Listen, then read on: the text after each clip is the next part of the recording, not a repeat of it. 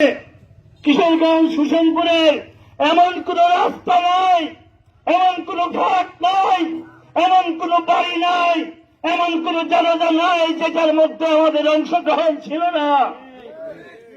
ছিল ভাই, প্রতিটা জায়গাতে এই 17 বছর আন্দোলনে এমন কোন চিপা চাপা আপনাদের নাই যেখানে আমাদের বিচারণ ছিল না।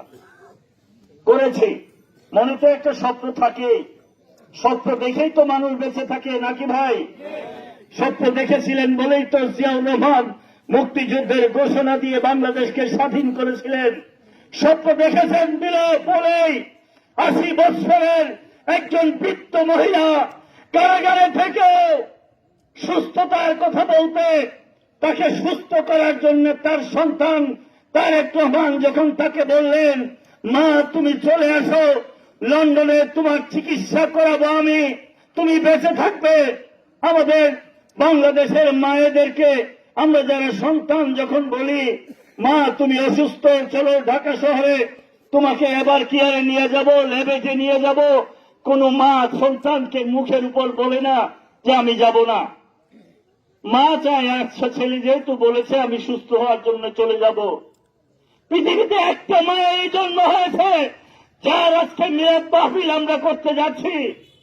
ভদ্র মহিলাকে 5 বার তারেক রহমান রিকোয়েস্ট করেছেন, বলেছেন মা তুমি আসো।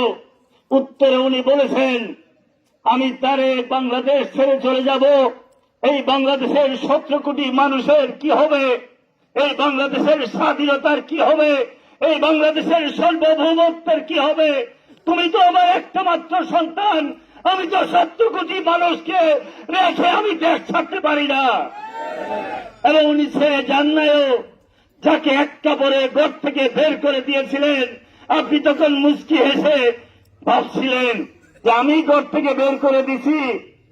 আর তখন আমাদের আল্লাহ বলেছেন যে না, তুমি যাকে একটা পরে বের করেছো আমি তার সুদ একদিন নেব, তোমাকে বাংলাদেশ থেকে বিতাড়িত করব, সেটাই উনি করেছেন।